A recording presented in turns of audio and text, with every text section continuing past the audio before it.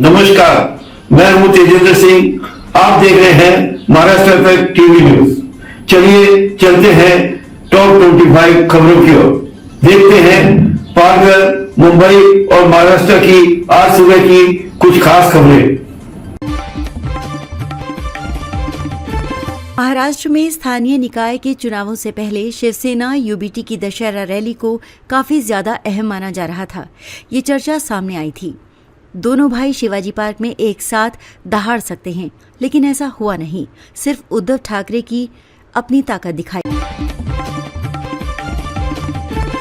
राष्ट्रीय स्वयंसेवक संघ के 100 वर्ष पूरे होने पर प्रधानमंत्री नरेंद्र मोदी ने रिजर्व बैंक ऑफ इंडिया की तरफ से तैयार किए गए सिक्के को नई दिल्ली में जारी किया था। इस सिक्के पर भारत माता की तस्वीर अंकित होने के कारण स्वयं सेवकों में इस सिक्के को लेकर काफी उत्सुकता है। इस सिक्के की कीमत की काफी खोजबीन हो रही है।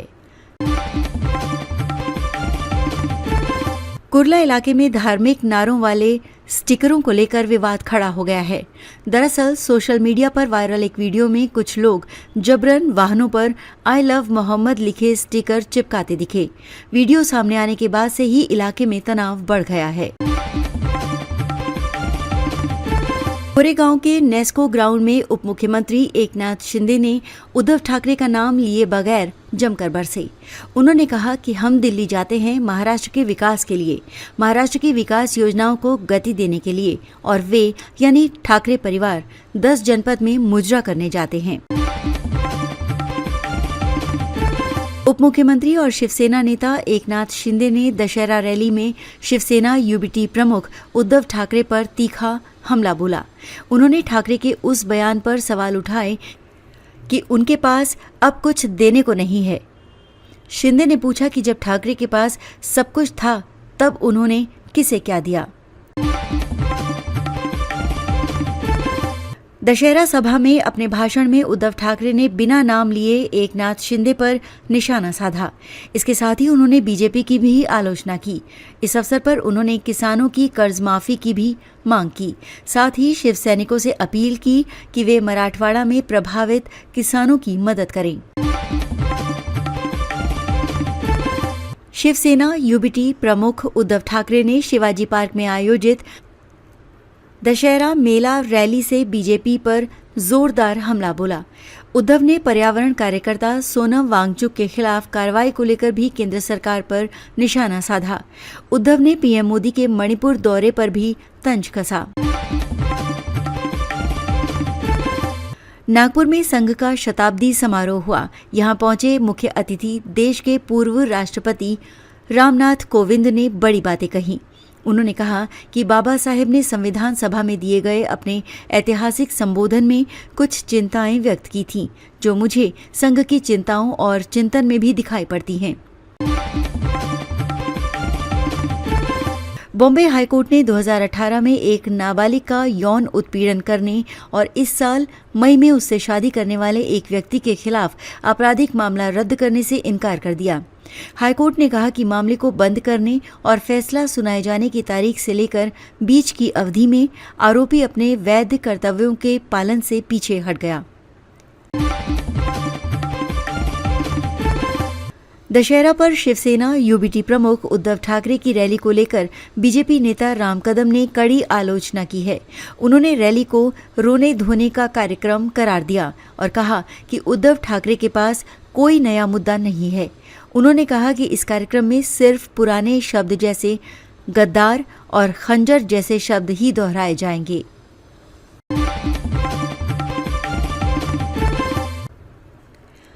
मुंबई में एक चौंकाने वाली घटना में शफीक नामक एक व्यक्ति की उसके 2 नाबालिग बच्चों के सामने बेरहमी से हत्या कर दी गई। हमलावरों ने उसकी उंगलियां काट दी और दाहिनी कलाई भी अलग कर दी। माना जा रहा है कि हत्या व्यापारिक रंजिश के चलते हुई। पुलिस ने मामला दर्ज कर 3 संदिग्धों को गिरफ्तार किया है, जिनमें मुख्य संदिग्ध मुजीब डॉन भी शामिल है। जांच जारी है।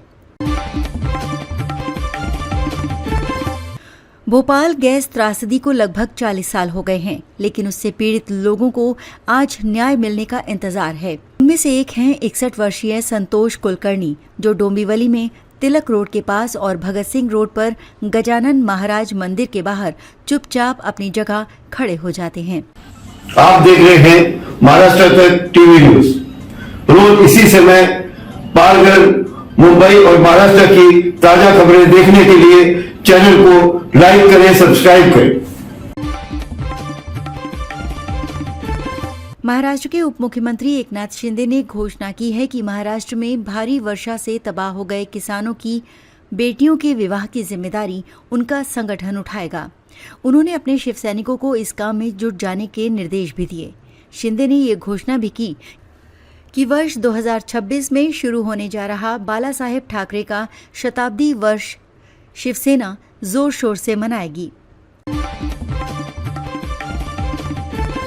गोरेगांव के नेस्को ग्राउंड में उप मुख्यमंत्री एकनाथ शिंदे ने उद्धव ठाकरे का नाम लिए बगैर जमकर बरसे। उन्होंने कहा कि हम दिल्ली जाते हैं महाराष्ट्र के विकास के लिए, महाराष्ट्र की विकास योजनाओं को गति देने के लिए, और वे यानी ठाकरे परिवार 10 जनपद में मुजरा करने जाते हैं। फिल्मी दुनिया में सफलता की बुलंदियों को छूने वाली कई अभिनेत्रियों की निजी जिंदगी हमेशा खुशहाल नहीं होती। ऐसी ही एक एक्ट्रेस के बारे में आज हम आपको बताने वाले हैं, जिन्होंने पर्दे पर तो 2 शादियां की, लेकिन असल जिंदगी में भी उन्हें 2 बार दुल्हन बनने के बाद रिश्तों के टूटने का दर्द सहना पड़ा। कंटारा चैप्टर 1 की कामयाबी देख इमोशनल हुई ऋषभ शेट्टी की पत्नी। आंखों में छलका प्यार, देखें वीडियो। कांतारा चैप्टर 1। ऋषभ शेट्टी की पत्नी प्रगति शेट्टी कांतारा की कामयाबी देखकर इमोशनल हो गईं और रोने लगीं।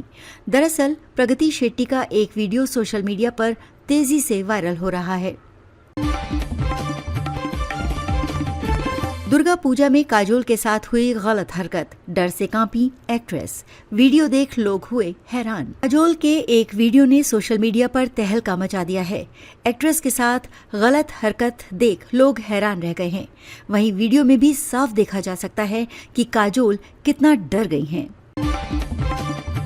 महाराष्ट्र के 394 स्कूलों में एक भी छात्र नहीं, 8000 में 10 से कम छात्र। सामने आया चौंकाने वाला आंकड़ा। ये आंकड़े न सिर्फ शिक्षा विभाग की योजनाओं पर सवाल खड़े करते हैं, बल्कि ग्रामीण हिस्सों में शिक्षा के भविष्य को लेकर भी गंभीर चिंता जताते हैं। बॉम्बे हाईकोर्ट ने 2018 में एक नाबालिग का यौन उत्पीड़न करने और इस साल मई में उससे शादी करने वाले एक व्यक्ति के खिलाफ आपराधिक मामला रद्द करने से इनकार कर दिया। हाईकोर्ट ने कहा कि मामले को बंद करने और फैसला सुनाए जाने की तारीख से लेकर बीच की अवधि में आरोपी अपने वैध कर्तव्यों के पालन से पीछे हट गया। बिग बॉस 19 में वाइल्ड कार्ड एंट्री देखिए। कौन है वो शख्स जो पलटने वाले हैं बाजी। बिग बॉस 19 के फैंस बेसब्री से इंतजार कर रहे हैं उस वाइल्ड कार्ड एंट्री का, जो शो में भूचाल लाने वाली है। कयासों का बाजार गर्म है कि आखिर वो कौन सा शख्स है जो घर के अंदर कदम रखकर पूरी बाजी पलट देगा। क्या ये कोई अनजान चेहरा होगा या फिर पहले से ही मशहूर हस्ती।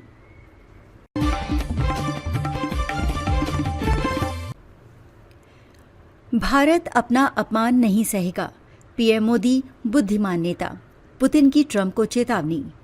रूसी राष्ट्रपति व्लादिमीर पुतिन ने प्रधानमंत्री नरेंद्र मोदी की सराहना करते हुए उन्हें बुद्धिमान नेता बताया और कहा कि वो हमेशा अपने देश के बारे में सोचते हैं। रावण की नाभि से निकलेगा अमृत, टपकेंगे खून के आंसू। दशहरे पर देश भर में कहां और कैसे फूंका जाएगा पुतला। आज पूरे देश में दशहरा मनाया जा रहा है, जो बुराई पर अच्छाई की जीत का प्रतीक है। इस अवसर पर प्रधानमंत्री नरेंद्र मोदी दिल्ली में रावण दहन कार्यक्रम में शामिल होंगे। भारत और यूरोप के 4 देशों के बीच फ्री ट्रेड एग्रीमेंट लागू। ये चीजें हो जाएंगी सस्ती। भारत और यूरोपीय मुक्त व्यापार संघ यानी EFTA के बीच फ्री ट्रेड एग्रीमेंट 1 अक्टूबर से लागू हो गया है। इस समझौते से भारत को 15 सालों में $100 अरब का निवेश मिलने का अनुमान है। आरएसएस पवित्र विशाल वट वृक्ष की तरह है जो भारत के लोगों को एक साथ लाता है। रामनाथ कोविंद। राष्ट्रीय स्वयंसेवक संघ नागपुर में विजयादशमी उत्सव मना रहा है, जो शताब्दी वर्ष समारोह की शुरुआत का प्रतीक है।